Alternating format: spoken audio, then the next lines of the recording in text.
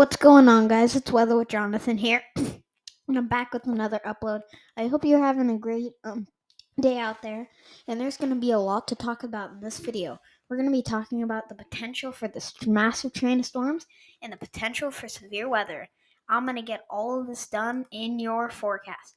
So starting off with our dew points for these storms, you can see this next storm around the 23rd. You can see it'll start pulling in those dew points, and they're going to stay warm for a couple of days, and then is when they start rising up.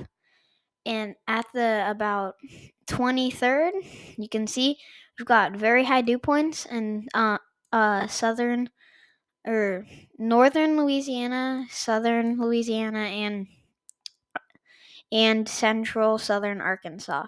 Now this is going to bring down a massive blast of cold air. This is dew point, so that's going to be colder with temperatures. Then you can see around the 27th, that just leads to a ridge coming, and then this plummets some cold air, but the dew points are going to still stay warm. So our main storm here is about the 23rd-ish, that sort of day, because you can see all of that stuff is in place, a lot of cold air and a lot of warm air. I'll show you our dew points in our European model in just a second. This is our Cape. We can see it will be high in some places, mainly about 500 to 1,000 joules. So that will be possibly significant. I'll show you our temperatures with our European model, and I'll just put it into loop so you guys can see. This is all gonna go all the way out to like the 26th. So you guys, I just want you to know how far this will go out to. You can see this little cold blast tries to makes it in, but that warm blast comes right back in and dunks it right down, knocks it right out of the park. And then you can see this warm air, and that system is what I think has the potential to bring some very cold air, and then that's just going to lead to a rather settled pattern. I'll show you our NAM model. Our systems, this does not go out to the day I'm talking about. But anyways, if I pull this out as far as it can go, it only goes to the 20th. But you can see our moisture that's gonna rise up right after the storm gets that just causes severe weather. You can see it's just about to get knocked right out. Just watch this.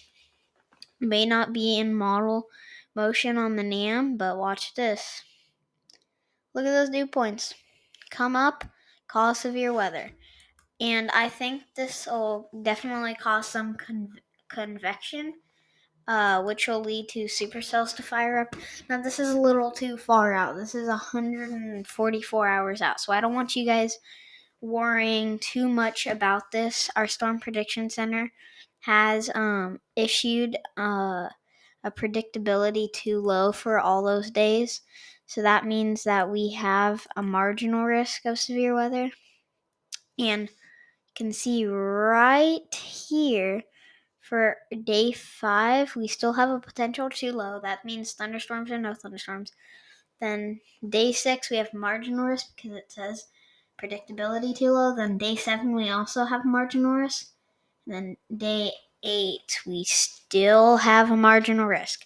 So this is going to be a large storm, and I think those marginal risks will probably range out until about the 24th. So for a while they'll range out, and then I'll show you our tropical tidbits model with our snow. Right now, you can see that the snow totals will be high in some places currently on the models.